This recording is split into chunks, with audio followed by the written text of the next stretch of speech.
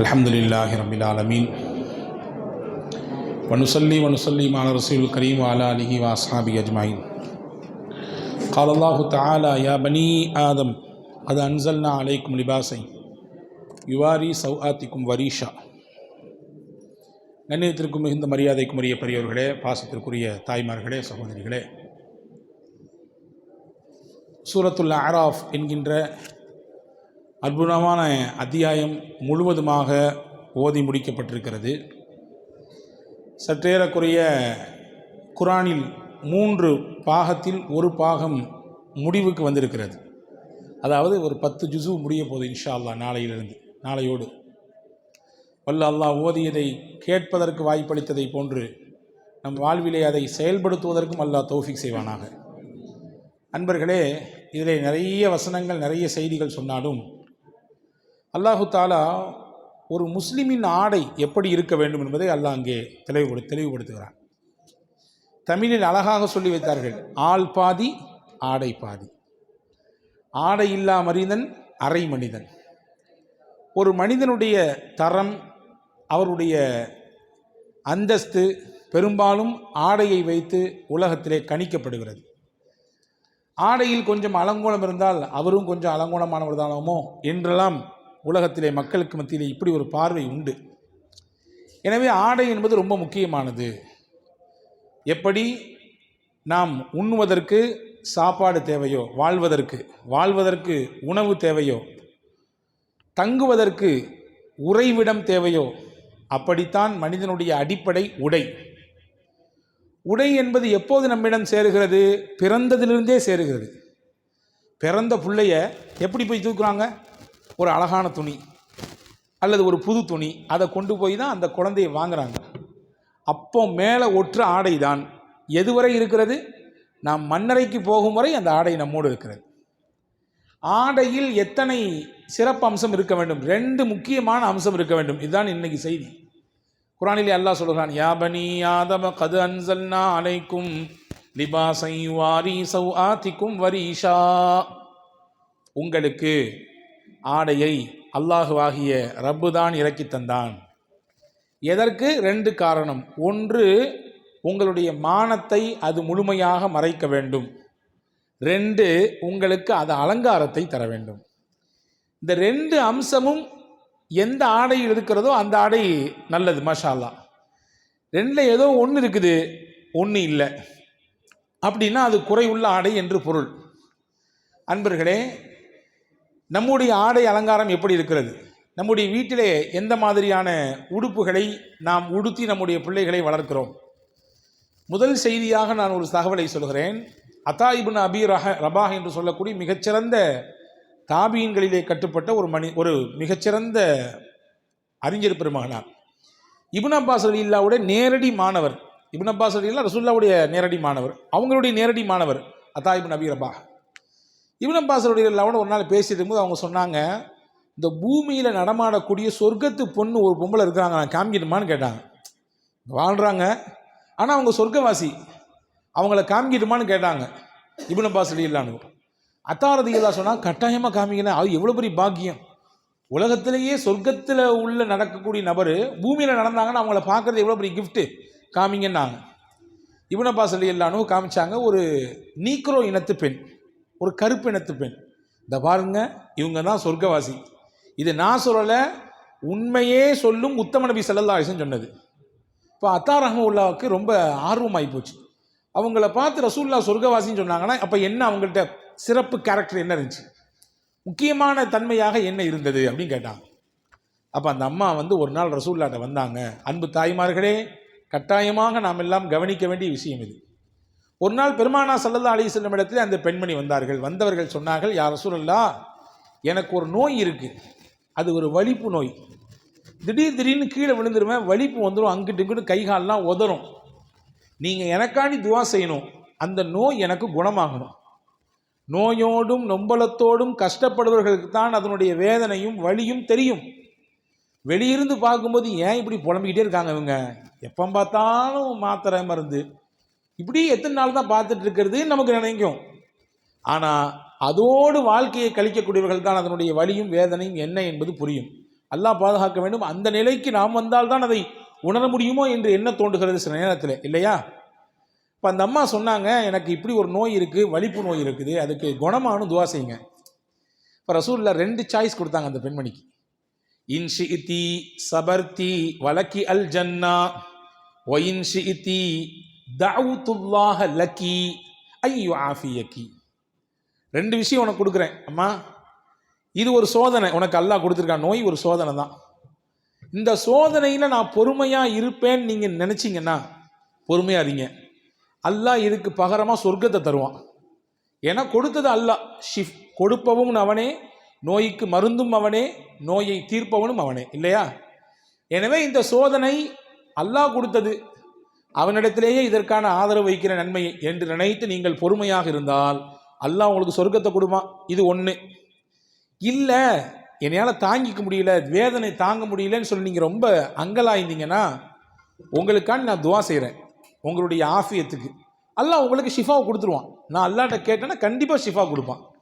2ல் என்ன வேணும்? சொர்க்கம் வேணுமா, தற்காலத்தினுடைய சுகம் வேண்டுமா? அந்த அம்மா சொன்னாங்க, எனக்கு ஃபஸ்ட்டை சூஸ் பண்ணிட்டேன், எனக்கு சொர்க்கம் தான் வேணும். எனக்கு சொர்க்கம் தான் வேணும் நபியே, எனக்கு வேறு அதை விட பெருசு வேறு ஒன்றும் இல்லை.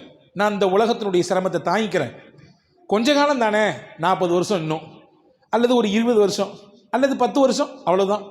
இந்த சிரமத்தை அல்லாஹ்காண்டி தாங்கிக்கிறேன், எனக்கு அவன் சொர்க்கத்தை தரட்டும். ஆனால் எனக்கு ஒரு கோரிக்கை இருக்குது உங்கள்கிட்ட. சிரமத்தை தாங்கிக்குவேன், ஆனால் எனக்கு வலிப்பு நோய் வந்துச்சுன்னா போகிற இடம் வார இடம் எங்கே இந்த நோய் வரும்னு தெரியாது. தடார்னு கீழே விழுந்துருவேன். விழுந்தன்னா கை காலெலாம் அங்கிட்டு இங்கிட்டு உதறும் பொழுது நான் ஒரு பெண். அந்த அம்மா சொல்கிறாங்க, நான் ஒரு பெண், என்னுடைய அவயங்கள் எல்லாம் வெளியே பார்வைக்கு தெரியக்கூடாது. பொட்டு உடம்பினுடைய ஒரு சொட்டுக்கான இடம் கூட தெரியக்கூடாது. எனவே இப்போ நான் உங்கள்கிட்ட அடுத்த கோரிக்கை என்ன வைக்கிறேன்னா, அந்த வலி வரட்டும், இந்த வேதனை வரட்டும், தாங்கிக்கிறேன். ஆனால் வலி போகும்போது என்னுடைய உடல்லேருந்து எந்த ஆடையும் நகரவே கூடாது. அந்த ஆடெல்லாம் அப்படி ஃபிட்டாக இருக்கணும், நகரவே கூடாது, என் உடம்பே தெரியக்கூடாது. ரசூலுல்லாஹ் சொன்னாங்க, நிச்சயமாக நான் உனக்கு அது துவா செய்கிறேன், அந்த நிலையை அல்லாஹ் உங்களுக்கு தருவான், சொர்க்கத்தையும் அல்லாஹ் தருவான் என்று பெருமானார் ஸல்லல்லாஹு அலைஹி வஸல்லம் சொல்லி அந்த பெண்மணிக்கு நன்மாராயம் சொன்னார்கள் என்று ஹஸரத் இப்னு அப்பாஸ் ரலியல்லாஹு அன்ஹு அத்தா இப்னு அபீ ரபாஹ் இடத்துல சொல்லி கொடுத்தார்கள். எனவே தான் நான் சொன்ன சொர்க்கத்து பெண்மணி அப்படின்னு. இங்கே நம்ம கவனிக்க வேண்டிய விஷயம் என்னென்னா, கடுமையான சோதனையிலும் நோயிலும் கூட உடலில் இருந்து ஆடை விலகிவிடக்கூடாது என்பதில் எவ்வளவு அக்கறை பாருங்கள். நம்முடைய உடலிலிருந்து எந்த பாகமும் ஆடவர்களின் கண்ணுக்கு, அந்நியர்களின் கண்ணுக்கு தெரிந்துவிடவே கூடாது என்பதன் மீது எவ்வளவு கவனம் என்று பாருங்கள். அன்பு சகோதரர்களே, இதுதான் இஸ்லாம் காட்டித்தரக்கூடிய அழகிய முறை. ஆணாகட்டும் பெண்ணாகட்டும் நம்முடைய உடலை பார்ப்பதற்கென்று அல்லாஹ் சிலரை ஹலாலாக்கி வைத்திருக்கிறான். அவரை தாண்டி அந்த உடலின் உறுப்புகளும் அவயங்களும் வேறு யாருடைய பார்வைக்கும் தெரியக்கூடாது. இதுதான் மார்க்கம் சொல்லக்கூடிய முறை. ஆனால் இன்றைய காலகட்டம் எப்படி இருக்கிறது? சொல்லவே தேவையில்லை. இன்ஸ்டாவினுடைய உலகம் இது. எத்தனை ரீல்கள் போட்டால் எத்தனை லட்சம் லைக்குகளை வாங்கலாம் என்ற எண்ணத்தில் இன்றைய தினம் பயணம் போய் கொண்டிருக்கிறது. விதவிதமான காட்சிகள், விதவிதமான அலங்காரங்கள், விதவிதமான நடனங்கள். அந்த நடனம் எங்கே ஆடப்படுகிறது? யாருக்கு முன்னால் ஆடப்படுகிறது? யாரெல்லாம் அதை பார்க்கிறார்? எந்த கண் கொண்டவர்? எத்தனை சிந்தனை உள்ளவர்? எந்த சிந்தனையும் இல்லை. எனக்கு தேவை லைக்ஸ், எனக்கு தேவை ஷேர், எனக்கு தேவை கமெண்ட்ஸ், அவ்வளோதான். அப்படியான ஒரு போங்கில் இன்னைக்கு உலகம் போய்கிட்டு இருக்கு. அன்பர்களே, ரொம்பவும் கவனமாக ஆடை விஷயத்தில் இருக்க வேண்டும் என்று மார்க்கம் சொல்லுகிறது. எதை தான் இஸ்லாம் நமக்கு சொல்லித்தரல, எல்லாம் சொல்லி தந்துருக்கு. ரொம்ப சிம்பிளான ஒரு வழி சொல்கிறேன், கேட்டுக்குங்க. நீங்கள் டெய்லி ட்ரெஸ்ஸு போட்டிங்கன்னா இந்த விஷயத்தை ஃபாலோ பண்ணுங்கள். ஆணாகட்டும் பெண்ணாகட்டும் எந்த உடுப்பு உடுத்தாலும் சரிதான். நீங்கள் பள்ளிவாசலுக்கு தொழு வர போகிறீங்க, ஒரு ட்ரெஸ்ஸை தூக்கி போட போகிறீங்க, போடும்பொழுது இந்த விஷயத்தை சொல்லிக்கிங்க. ரொம்ப அழகாக மார்க்கம் கத்துறது. இதை எந்த விஷயத்தையுமே நமக்கு குறையா ரசூலுல்லாஹ் விட்டு வச்சுட்டு போகவே இல்லைங்க. எல்லாம் இருக்குது நம்மள்கிட்ட. ஆனால் என்ன, எல்லாம் இருக்குது, ஆனால் நம்ம அதை பயன்படுத்துகிறதே இல்லை, இல்லையா? முல்லா நஸ்ருதீன் இதை பற்றி வேடிக்கையாக ஒன்று சொல்லுவாங்க. கடைக்கு போய் ஒரு பாக்கெட் நிறைய இறைச்சி வாங்கினாராம். அன்றைக்கி மதியம் அவர் வீட்டில் இறைச்சி சமைக்கணும். வாங்கிட்டு பையில் அப்படியே வந்துக்கிட்டே இருக்கும்போது கடையில் பக்கத்தில் ஒரு புக் ஸ்டால் இருந்துச்சு. அங்கே போய் ஆட்டு இறைச்சி சமைப்பது எப்படி அப்படின்னு ஒரு புக்கு கையில் வாங்கினார். அதையும் வாங்கி கையில் வச்சுக்கிட்டார். இந்த கையில் பாக்கெட்டு, இந்த கையில் புத்தகம். நடந்து போய்கிட்டே இருக்கும்போது ஒரு நாய் வந்து கரெக்டாக அந்த இறைச்சி பையை கவிட்டு ஓடி போச்சு. ஐயோ, என் இறைச்சின்னு சத்தம் போடுறாரு முல்லா. அதை எப்படியா பிடிச்சி அதை வாங்கி இவர் கையில் கொடுத்தாருன்னு சொல்லி 4 பேர் அதுக்கு பின்னாடியே ஓடி போனாங்க. ஆனால் இவர் சத்தம் போட்டு பேசாமல் இங்கே நிற்கிறார். முல்லா இப்படி நிற்கிறார். பின்னாடி வந்தவன் கேட்டான், என்னையா உன் இறைச்சி தானே, நீ வாங்கினது தானே, தூக்கிட்டு ஓடுது, நீ பாட்டு நிற்கிற. போட்டும் எப்படி அந்த இறைச்சி அது செஞ்சு சாப்பிடுதுன்னு பார்ப்போம். சமைக்கிறது எப்படின்ற புக்கு ஏண்டெல்லாம் இருக்குது, அது எப்படி சாப்பிடுன்னு நான் பார்க்கத்தானே போகிறேன் என்றாராம் முல்லா. இதை மாதிரி எல்லாம் நம்மிடத்தில் இருக்கத்தான் செய்கிறது. ஆனால் அதை யார் பயன்படுத்துவது, யார் அதை யூஸ் பண்ணுறது என்பதுதான் இங்கே கேள்வி. ரசூலுல்லாஹ் ரொம்ப அழகாக சொல்லி தந்தார்கள். எவர் ஒருவர் ஆடை உடுத்தும் பொழுது பின்னால் சொல்லப்படக்கூடிய இந்த பிரார்த்தனையை ஓதிக்கொண்டாரோ அல்லாஹ் அவருடைய முன்னாள் பாவத்தை எல்லாம் மன்னித்து விடுவான். அல்லாஹ் அக்பர், எவ்வளவு பெரிய பாக்கியம். அல்ஹம்துலில்லாஹில்லதி கசானி ஹாத ஸௌப வரஸகனி மின் கைரி ஹவுலி மின்னி வலா குவ்வா. என்னிடத்திலிருந்து எந்த உழைப்பும் இல்லை, எந்த சக்தியும் இல்லை. யா அல்லாஹ், இதை நீ தான் கொடுத்தாய், இந்த ஆடையை நீ தான் எனக்கு அணிவித்து தந்திருக்கிறாய், உனக்கே எல்லா புகழும் என்ற பொருள்பட இருக்கக்கூடிய இந்த துவாவை ஒரு தடவை ஓதிவிட்டால் அல்லாஹ் அவருக்கு என்ன கொடுக்குறான், முன்னால் செஞ்ச எல்லா பாவத்தையும் மன்னிச்சிடறான். எவ்வளோ பெரிய தௌஃபீக். எனவே அன்புக்குரிய சகோதரர்களே, இதை நாம் கவனத்தில் வைத்துக் கொள்ள வேண்டும். முதல் விஷயம். அடுத்த செய்தி, ஆடை இருக்கு, நல்ல ஆடை உடுத்தணும், கண்ணியமான ஆடை உடுத்த வேண்டும். சும்மா அறகுறையாக அல்லது அழுக்கு ஆடையாக கந்தல் ஆடையாக உடுத்தக்கூடாது. ரசூல் ஸல்லல்லாஹு அலைஹி வஸல்லம் இடத்துல ஒரு சஹாபி வந்தார். அபூதாவுதில் இந்த ஹதீஸ் வருகிறது. அவருடைய ட்ரெஸ்ஸை பார்த்தா ரொம்ப கந்தகோலமாக இருக்குது. இப்போ ரசூல் ஸல்லல்லாஹு அலைஹி வஸல்லம் கேட்டாங்க, பாப்பா உங்கள்கிட்ட நல்ல அல்லாஹ் பொருளாதாரத்தெல்லாம் கொடுத்துருக்கானா, இல்லை ஏதாவது நான் உனக்கு ஹெல்ப் பண்ணட்டுமான்னு கேட்டாங்க. அவர் சொன்னார், எனக்கு நிறைய பொருளாதாரம்லாம் இருக்குது அப்படின்னாரு. என்னென்ன பொருளாதாரம்லாம் இருக்குது? ஆடு கொடுத்துருக்கான், ஆட்டு மந்தை இருக்குது, அதே மாதிரி ஒட்டக மந்தை இருக்குது, நிறைய அடிமைகள் இருக்கிறாங்க, இது போக நிறைய செல்வ செழிப்புலாம் இருக்குது. இப்போ ரசூலுல்லாஹ் சொன்னாங்க, இவ்வளோ செல்வம் பொருளாதாரம் இருக்குல்ல கையில், பின்ன என்ன இந்த ட்ரெஸ்ஸு, ஏன் இப்படி கந்தல் கோலமாக இருக்கிறீங்க? அல்லாஹ் உங்களுக்கு கொடுத்த அருளை உங்கள் ஆடையில் நீங்கள் வெளிப்படுத்தணும், உங்களுடைய வெளி தோற்றத்தில் காட்டணும். அல்லாஹ் எனக்கு கொடுத்துருக்கான், போடுறேன். அல்லாஹ் தந்தாங்க, நான் என்னுடைய உழைப்பு இல்லை, என்னுடைய திறமை இல்லை, அல்லாஹ் கொடுத்துருக்கான், எனவே நான் போடுகிறேன். நல்ல ஆடை உடுத்துப்பா என்று பெருமானா ஸல்லல்லாஹு அலைஹி வஸல்லம் சொல்லிக் கொடுத்ததாக நான் பார்க்கிறோம். எனவே உடுப்பு என்பது நல்ல ஆடை உடுத்த வேண்டும். குறிப்பாக பள்ளி வாசல்களுக்கு வருகிற பொழுது நம்மிடத்தில் இருப்பதிலேயே சிறப்பானதை உடுத்தி கொண்டு வர வேண்டும். ஃபஜர் தொழுகையாகட்டும் சரி, அல்லது மற்ற இதர தொழுகைகளாகட்டும், இருப்பதிலேயே நல்ல ஆடை. ஹுது ஸீனத்தகும் இன்த குல்லி மஸ்ஜித், இன்னைக்கு ஓதன வசனம். பள்ளிவாசலுக்கு போகும் பொழுது நீங்கள் ரொம்ப அலங்காரமாக போங்கன்றான்ல.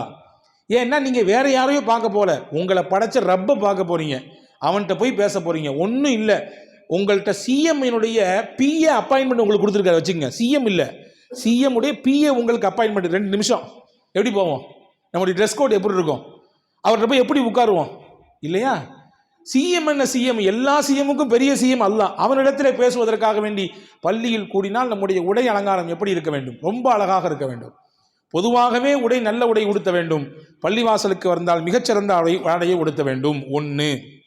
2வது, ஆடையினுடைய விஷயத்திலே நாம் கவனிக்க வேண்டிய ரொம்ப முக்கியமான விஷயம், அல்லாஹு தஆலா இந்த சிலருடைய ஆடையை, அந்த விஷயம் இருப்பதினாலே, அதிலே சில குறைகள் இருப்பதினாலே அவரிடத்தில் பேசவே மாட்டான், அவர்களை திரும்பி கூட பார்க்க மாட்டான், அவர்களை பரிசுத்தப்படுத்தவே மாட்டான். பெருமானா ஸல்லல்லாஹு அலைஹி வஸல்லம் சொன்னார்கள், ஸலாஸத்துன் லா யுகல்லிமுஹுமுல்லாஹு யௌமல் கியாமா வலா யன்துரு இலைஹிம் வலா யுஸக்கீஹிம் வலஹும் அஸாபுன் அலீம். 3 விதமான சாரார்கள், 3 விதமான கேட்டகரி பீப்புள்ஸ். அவங்களுக்கு அல்லாஹ் பேசவும் மாட்டான், அவங்கள பார்க்கவும் மாட்டான், அவங்கள தூய்மைப்படுத்த மாட்டான், அவங்களுக்கு கடுமையான வேதனை இருக்கு சொல்லிட்டு சொன்னாங்க. இதை 3 தடவை சொன்னாங்க. இந்த வார்த்தையை இந்த 3 தடவை சொன்னாங்க. இந்த ஹதீஸினுடைய அறிவிப்பாளர் செய்த அபூதர் ரலியல்லாஹு அன்ஹு சொல்றாங்க, யா ரசூலல்லாஹ், நீங்க சொல்றதை பார்த்தா அந்த 3 பேரும் செத்தான் போல தெரியுதே, ரொம்ப பெரிய கொடுமை போல தெரியுது அவங்களுக்கு, யார் நபியே சொல்லுங்களேன்னு கேட்டாங்க. இப்போ சொன்னாங்க, முதல் நபர் யார் தெரியுமா? அல் முஸ்பில், கரண்டைக்கு கீழாக ஆடை உடுத்தக்கூடியவர். கரண்டை கால் இருக்குதே, அதுக்கு கீழே தொங்க விடுற அளவுக்கு ட்ரெஸ் போடுறது. அது லுங்கி உடுத்தினாலும் சரி, அல்லது பேண்ட் போட்டாலும் சரி, மற்ற எந்த உடுப்பு உடுத்தினாலும் சரி, கீழ் ஆடை என்பது கரண்டைக்கு கீழாக போய்விட்டது. அப்படியே காலை அவருக்கு பொறுப்பே கிடையாது. ஆனால் ரோட்டை ஃபுல்லாக அவர் தூத்துக்கிட்டே போவார், அவர் வசிக்கக்கூடிய தெருவை ஃபுல்லாக அவர் கிளீன் பண்ணிக்கிட்டே போவார். அந்த மாதிரி உடுக்கிறது பெருமையின் காரணமாக 1. 2வது சொன்னாங்க, ஒரு உபகாரத்தை செஞ்சுட்டு சொல்லி சொல்லி காட்டுறது. உன்னை நான் தானே படிக்க வச்சேன், நீ கஷ்டப்படும் பொழுது நான் தானே உனக்கு ஹெல்ப் பண்ணேன், இப்படி சொல்லி சொல்லி காட்டுறது. இவர் அல்லாஹ் பார்க்கறதே இல்லை, இவரை திரும்பி கூட பார்க்கறது இல்லை. 3வது சொன்னாங்க ஸல்லல்லாஹு அலைஹி வஸல்லம், பொய் சத்தியம் செய்து வியாபாரம் செய்கிறார். தன்னுடைய பொருளை விற்பனை செய்ய வேண்டும் என்பதற்காக பொய் சொல்லி செய்கிறார். இந்த 3 கேட்டகரி மக்களை அல்லாஹ் பார்ப்பதும் இல்லை, அவர்களிடத்தில் பேசுவதும் இல்லை, அவர்களின் பக்கம் முகத்தை கூட திருப்பதில்லை நாங்கள் ஸல்லல்லாஹு அலைஹி வஸல்லம். அப்போ இதுல ஒருத்தவர் தான் ஆடை விஷயத்துல கவனக்குறைவா இருக்கிறவர். ஆடையை கரண்டை காலை கீழே உடுத்துறவர் அல்லாஹ் பார்க்க மாட்டான். அல்லாஹ்ட்ட பேசினாதானங்க நம்முடைய விஷயத்தான் சொல்ல முடியும். அல்லாஹ் பேசவும் இல்லை, நம்மளை பார்க்கவும் இல்லைன்னா எங்கே போய் சொல்றது? அல்லாஹ்ட்ட நம்முடைய குறையை எங்கே போய் சொல்வது? யோசிக்க வேண்டும். இது அடுத்த விஷயமாக பெண்கள் விஷயத்திலே ஆடை எப்படி இருக்க வேண்டும்? ரொம்ப அழகாக மார்க்கம் சொல்லுது, மெல்லிய ஆடை உடுத்தக்கூடாது. உங்களுடைய உடல் அவயங்கள் வெளியே தெரியும் விதத்திலே உடை உடுத்தவே கூடாது. இன்னைக்கு புர்கா போடுறாங்களா அல்லது அது வேறையா என்று யோசிக்கும் அளவிற்கு உடை ஆகிவிட்டது இல்லையா? ஆயிஷா அம்மாட்ட ஒரு பெண்மணி வந்தாங்க. யாரு? தான் தம்பி மக ஹப்சா, அப்துல் ரஹ்மான் பின் அபூ பக்கர்ங்கிறது ஹஜ்ரத் ஆயிஷா ரலியல்லாஹுடைய சகோதரர், அவருடைய புள்ள ஹப்சா வந்தாங்க. அவங்க போட்டிருக்கக்கூடிய ட்ரெஸ்ஸு பார்த்தா அப்படி மெல்லிய ட்ரெஸ்ஸாக இருந்துச்சு. உடல் உள்ள தோல் தெரியுது வச்சுக்கோங்க, உள்ள இருக்கக்கூடிய ஸ்கின் தெரியுது. ஆயிஷா அம்மாவுக்கு வந்துச்சு கோவம். அந்த பிள்ளைய கூப்பிட்டு வேறு ட்ரெஸ்ஸை கொடுத்து மாற்றிட்டு வர சொன்னாங்க. முதல்ல இந்த ட்ரெஸ்ஸை என் கையில் எடுத்து வாண்டாங்க. அந்த குழந்தை போய் வேறு ட்ரெஸ்ஸை மாற்றிட்டு வந்துச்சு. அந்த பிள்ளைக்கு முன்னாடியே கிழிச்சு போட்டாங்க அந்த ட்ரெஸ்ஸை. என்ன ட்ரெஸ் உடுத்துற நீ? இது பெண் குழந்தை உடுத்தும் ட்ரெஸ்ஸா இது? சூரா நூரை நீங்கள் படிக்கதில்லை? யார் கேட்குறாங்க? ஒரு பருவ வயதுக்கு நெருங்கி இருக்கக்கூடிய பிள்ளை, பருவ வயதை நெருங்கி இருக்கிறது, பருவ வயதெல்லாம் அடையல, அதுக்கு நெருக்கத்தில் இருக்குது. அந்த பிள்ளைகிட்ட கேட்குறாங்க, என்ன நீ இப்படி இருக்க? சூரா நூரை படிக்கல? அல்லாஹ் அதில் எவ்வளோ பெரிய முக்கியமான விஷயங்கள் பெண்கள் சார்ந்த ஆடை விஷயத்தை சொல்கிறான், இப்படியா உடுப்பு உடுத்துறது என்று கோபப்பட்டு கிழித்து அதை தூக்கி எறிந்துவிட்டு ஒரு நல்ல கொஞ்சம் மொத்தமான ஆடையை கொடுத்து அந்த பெண்ணை உடுத்த சொன்னதாக செய்தி இருக்கிறது. மெல்லிய ஆடை உடுத்தக்கூடாது, சீவ்லெஸ்ன்னு சொல்கிறாங்க. இன்னைக்கு உடுத்துறாங்களா இல்லையா? அதை போட்டு அழகு பார்க்குறாங்களே பெற்றோர்கள். அது குழந்தை, சிறுபிள்ளை, பெருபிள்ளை யாராகட்டும் உடுத்தக்கூடாதுன்னா உடுத்தக்கூடாதுதான். பல்வேறு பிரச்சனைகளை சந்திக்கிறோம் பார்த்தீங்களா? நிறைய பிரச்சனைகள், குறிப்பாக அக்கம் பக்கத்திலிருந்தே பெண் பிள்ளைகள், குழந்தை பிள்ளைகளின் மீது பாலியல் பிரச்சனைகளை இன்னைக்கு சமுதாயம் சந்தித்து கொண்டிருக்கிறது. நீங்க கேட்கலாம், எங்க பிள்ளைக்கு ட்ரெஸ்ல என்ன இருக்குங்க? பார்க்குறவனுடைய கண்ணில் இருக்கு பிரச்சனை. என்ன தெரியுமா ஆய்வு சொல்லுது? 89% ஒரு பெண் தவறான முறையிலே பார்க்கப்படுவதற்கும் தீண்டப்படுவதற்கும் மூல காரணம் அவள் உடுத்திருக்கக்கூடிய ஆடை. ஆடையின் மூலமாகத்தான் சிந்தனை மாறுகிறது என்று சொல்லுகிறது ஆய்வு. எனவே அன்புக்குரிய சகோதரர்களே, ஆடை விஷயத்திலே பெண்கள் மெல்லிய ஆடை உடுத்தக்கூடாது. உடலினுடைய அவயங்கள் தெரியும் விதத்திலே ஆடை உடுத்தக்கூடாது. அதே போன்று ஆடை விஷயத்தில் அந்நிய ஆண்களுக்கு முன்னால் ஹிஜாப் இல்லாமல் நிற்கக்கூடாது. வீட்டில் தானே இருக்கிறோம், சொந்தக்காரங்க எல்லாம் வந்திருக்காங்க, பார்க்குறோம் அன்பர்களே, ரொம்ப பரிதாபம், வேதனைப்பட வேண்டியது. வீட்டிலே பொத்தி பொத்தி நாம் பாதுகாக்கிறோம். ஏதாவது வெளியிலே நிகழ்ச்சிகளுக்கு போனால் அந்த காட்சிகளை வர்ணிப்பதற்கு வார்த்தை இல்லை. அந்த அளவுக்கு கர்ண கொடூரமாக இருக்கிறது இல்லையா? ஆயிஷா அம்மா பற்றி ஒரு செய்தி சொல்கிறேன், இதை நீங்கள் உள்வாங்கிக்கங்க, உங்கள் வீட்டில் போய் கண்டிப்பாக சொல்லுங்கள். ஆயிஷா அம்மா வீட்டில் தான் ரசூலுல்லாஹி ஸல்லல்லாஹு அலைஹி வஸல்லம் அடக்கப்பட்டிருக்காங்க. ஒன்று, அதே இடத்துல தான் பக்கத்தில் அபூபக்கர் நாயகம் அடக்கப்பட்டிருக்காங்க. ரெண்டு பேருமே தூர போன உறவு கிடையாது. ஆயிஷா அம்மாவுக்கு ஒருத்தவங்க கணவர், இன்னொருத்தவங்க அத்தா. அத்தா யாரு? அபூபக்கர் ரலியல்லாஹு அன்ஹு. கணவர் யாரு? முஹம்மது ஸல்லல்லாஹு அலைஹி வஸல்லம். ரெண்டு பேரும் அடக்கப்பட்டாங்களா? கொஞ்ச நாள் கழிஞ்சுது. உமர் ரலியல்லாஹு மௌத்தாரத்துக்கு முன்னாடி கேட்டாங்க, நானும் என் சகோதரர்களுக்கு பத்தியில் என் சாஹிபை எப்போதுமே நாங்கள் சேர்ந்தே இருந்தோம், அவங்களோட நான் சேர்ந்துருக்குன்னு ஆசைப்படுறேன், என்னையும் அங்கே அடக்கிறதுக்கு அனுமதி கொடுப்பாங்களா ஆயிஷா அம்மா? எனக்கு நீங்கள் அனுமதி கொடுத்தீங்கன்னா என்னையும் அங்கே அடக்குங்களேன். 2-3 தடவை கேட்டு விட்டாங்க. ஆயிஷா அம்மா சொன்னாங்க, அது எனக்குன்னு உள்ள இடமா வச்சிருந்தேன், ஆனால் என்னை விட உமர் எவ்வளவோ மேன்மையானவர், அவர் நிச்சயமாக அந்த இடத்துக்கு வரலாம், தப்பு இல்லை அப்படின்னாங்க. அங்கே அடக்கியாச்சு. ஹதீஸ்லே வந்திருக்கிறது, முஸ்ததர்க் ஹாக்கிமில் இந்த செய்தி பதிவாக இருக்கிறது. ஆயிஷா ரதியல்லாஹு தஆலா அன்ஹா உமர் ரதியல்லாஹு அடக்கப்பட்டதற்கு பிறகு ஹிஜாப் இல்லாமல் வரமாட்டார்கள். காரணம், வந்திருப்பவர், அடக்கம் செய்யப்பட்டிருக்கவர் இறந்து போய்விட்டார் என்பது மட்டுமல்ல, அவர் ஒரு அந்நியர். ஆயிஷா அம்மாவுக்கு அபூபக்கர் உறவு இருக்கிறது ரதியல்லாஹு அன்ஹு, முஹம்மது ஸல்லல்லாஹு அலைஹி வஸல்லம் உறவு இருக்கிறார்கள், கணவர். ஆனால் வந்திருக்கக்கூடிய நபர், 3வது நபர் ஹஸரத் உமர் ரலியல்லாஹு அன்ஹு, சஹாபியாக இருந்தாலுமே மஹரம் இல்லையே. எனவே அவருக்கு முன்னால் போகும் பொழுது ஹஸரத் ஆயிஷா ரலியல்லாஹு தஆலா அன்ஹா அந்த ஹிஜாபை பேணினார்கள் என்பதாக நாம் பார்க்கிறோம். ஹிஜாப் இல்லாமல் எத்தனை பிரச்சனைகளை இன்னைக்கு சமுதாயம் சந்திச்சுக்கிட்டு இருக்குது. இந்த டிக்டாக்கு, ரீல்ஸு, இதை மையப்படுத்தி எவ்வளவு தலாக்குகள், எவ்வளவு ஹுலாக்கள், எவ்வளவு குடும்ப விவகாரங்கள், எவ்வளவு பிரச்சனைகள் சமுதாயத்தில். அன்புக்குரியவர்களே, இதற்கெல்லாம் மூல காரணம் ஹிஜாபினுடைய பேணுதல் இல்லாமை. ஹஜ்ரத் ஃபாத்திமா ரலியல்லாஹு தஆலா அன்ஹா ரசூலுல்லாஹ் அப்படி வளர்த்தாங்க. பத்திரம் மாத்து தங்கன்னா அவங்க தான். அந்நிய ஆணுக்கு முன்னால் பார்க்கவே முடியாது, அவ்வளோ தூய்மையாக இருந்தாங்க. அவங்க சொன்னாங்களா, அஸ்மா ரலியல்லாஹு சொன்னாங்களா, கடைசி காலத்தில் இன்றைக்கும் நீங்கள் மக்கா மதீனாவுக்கு போனால் பார்க்கலாம், அந்த சந்தூக் இருக்குல்ல, நம்ம ஊரினுடைய ஸ்டைலில் இருக்காது, அங்கே ஸ்ட்ரக்சர் தான் இருக்கும், அதுக்கு மேலே பாடி இருக்கும், அப்படியே கொண்டுட்டு போவாங்க, பாடி தெரியும் வெளியில், அது அப்படி 4 பேர் சேர்ந்து தூக்கிட்டு போவாங்க. இதுதான் முதல்ல இருந்து இருக்குது, இப்போவும் அப்படி வச்சுருக்காங்க. ஹஜ்ரத் ஃபாத்திமா அம்மா சொன்னாங்களாம், இப்படி கொண்டு போகிறது எனக்கு மனசு உறுத்துது. ஏன்னா அந்நிய ஆண்களின் கண்களுக்கு படாமலேயே வாழ்ந்துட்டேன். நான் மௌத்தான பின்னாடி என்னை கஃன் தான் சுற்றி கொண்டு போகிறீங்க, ஆனாலும் அந்நிய ஆண்களுடைய பார்வை என் மேலே படுமே, என்னுடைய உடல் அமைப்பு தெரியுமே, இப்படி இல்லாமல் வேற மாதிரி இருந்தால் நல்லா இருக்குமேன்னு யோசிச்சாங்களாம் ஃபாத்திமா அம்மா. அஸ்மா அம்மா சொன்னாங்க, அவங்க அபிசீனியாவுக்கு ஹிஜ்ரத் போயிட்டு வந்தவங்க. அவங்க சொன்னாங்க, அபிசீனியாவில் ஒரு மூடி மாதிரி போட்டு அதில் ஒரு மேலே ஒரு துணியை போட்டு கொண்டு போகிறத நான் பார்த்துருக்கேன்னாங்க. அஸ்மா அம்மாட்ட ஃபாத்திமா அம்மா சொன்னாங்க, எப்படியாவது நான் மௌத்தாகி போயிட்டேன்னா அந்த சந்துக்கு தான் எனக்கு வரணும்னாங்க. அதே மாதிரி வரலாறு சொல்லுகிறது, அவர்கள் மௌத்தானதற்கு பிறகு நார்மல் ஸ்ட்ரக்சர்களை வைத்து உடல் தெரியும் விதத்திலே கொண்டு போகவில்லை, மூடி போட்டு, நம்ம ஊரில் பழக்கம் இருக்குல்ல, அந்த மாதிரி மூடி போட்டு மேலே துணியை போட்டு உள்ளே இருக்கக்கூடிய உடலினுடைய பார்வை கூட யாரிடத்திலும் பராத அளவுக்கு கொண்டு போனார்கள். இந்த சிந்தனை இருந்ததினாலே அல்லாஹ் ஃபாத்திமா ரலியல்லாஹு கொடுத்த உயர்ந்த விஷயம் என்ன தெரியுமா? நாளை மறுமையில் அல்லாஹ் ஒவ்வொருத்தராக பேர் சொல்லி கூப்பிடுவான். அப்துல் காதர் வாங்க, அப்துல் சத்தார் வாங்க, ஒவ்வொருத்தரையாக கூப்பிடுவான். சல்மா வாங்க, ஃபாத்திமா வாங்க, ஜெய்னப் வாங்க, ருக்கையா வாங்கன்னு ஒவ்வொருத்தரையாக சொல்லுவான் அல்லாஹ். அப்படி சொல்லிக்கிட்டே இருக்கும் பொழுது திடீர்னு நிப்பாட்டுவான். மலக்குகள் சொல்வார்கள், எல்லாரும் கொஞ்சம் தலையை கீழே போடுங்க அப்படின்னு அல்லாஹ் சொல்லுவான். மலக்குகளிடத்தில் சொல்ல வைப்பான், எல்லாரும் கொஞ்சம் பார்வையை தாழ்த்துங்க, இந்த உலகத்தின் அதிபதி அல்லாஹுவின் இறை தூதர் முகமது நபியினுடைய மகளார் ஃபாத்திமா வரப்போகிறாங்க, நீங்கள் யாரும் பார்க்கக்கூடாது என்பது அல்லாஹ்வுடைய விருப்பம். இங்கேயும் பார்க்கல, மௌத்தான பின்னாடியும் யாரும் பார்க்கல, நாளை மறுமையிலையும் ஃபாத்திமாவை யாரும் பார்க்க முடியாது. அல்லாஹ் சொல்லுவான், எல்லோரும் கீழே பார்ப்பார். நீங்கள் ஒன்றை யோசிக்க வேண்டும், மறுமை என்பது ஒருவரை ஒருவர் பார்க்கும் இடம் அல்ல. யாரும் பார்க்க மாட்டாங்க. என்ன தேவை இருக்குது? யாரை என்னத்துக்கு பார்க்குது? யாரை பார்க்க வேண்டும், யாருடைய குறையை ஆராய வேண்டும் என்ற சிந்தனை யாருக்கும் இருக்காது. காரணம், எல்லாரும் யானப்சி யானப்சி, எனக்கு என்ன ஆக போதோ தெரியலையே என்னுடைய கேள்வி. அந்த நேரத்தில் ஒரு இன்ஸ்ட்ரக்ஷன் வருது அல்லாஹ்ட்ட இருந்து, நீங்கள் எல்லாரும் தலையை க்ளோஸ் கீழே போடுங்க, ஃபாத்திமா அம்மா வரப்போகிறோம் அப்படின்னா அவங்க பேணுதல் எந்த அளவுக்கு இருக்கும்? அன்பு சகோதரர்களே, அருமை தாய்மார்களே, கட்டாயம் இதுவெல்லாம் நமக்கான பாடம்.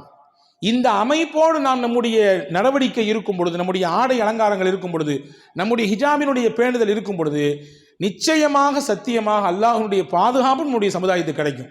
நிறைய பிரச்சனைகள் நாம் சொல்ல வேண்டிய அவசியம் இல்லை, விலாவரியாக சொல்ல வேண்டாம், எல்லாத்துக்கும் தெரியும், எல்லாரும் சந்திச்சுட்டு தான் இருக்கோம் பல விஷயங்களை. எனவே அதற்கெல்லாம் மூல காரணமாக இஸ்லாம் வைக்கக்கூடிய விஷயம் ஆடை விஷயத்தில் கவனம் அறிங்க. அல்லாஹ் சொல்றான், வலிபாசு தக்குவா, தக்குவா என்ற ஆடை தான் இருப்பதிலேயே சிறந்த ஆடை. நீங்க ஆடை உடுத்துங்க, நீங்க நல்ல ட்ரெஸ் போடுங்க, நீங்க விரும்பின மாதிரி உங்களுடைய ஆடை அலங்காரத்தை அமைத்துக் கொள்ளுங்கள், ஆனால் இரையச்சம் என்ற ஆடையை எப்பொழுதுமே உங்கள் கையிருப்பு வைத்துக் கொள்ளுங்கள். அதை விட்டுட்டீங்கன்னா எதுவும் நடக்காது என்று அல்லாஹ் முடிக்கிறான். வல்ல அல்லாஹ் அவன் சொல்லும் பிரகாரம், அவன் குரானிலே வலியுறுத்தும் பிரகாரம் நம்முடைய ஆடை அலங்காரங்கள் அமைவதற்கு அல்லாஹ் தௌஃபீக் செய்வானாக. ஆமீன். வாஹிரு தாவான் அல்ஹம்துலில்லாஹி ரப்பில் ஆலமீன். நவைத்து சௌமகதீன்.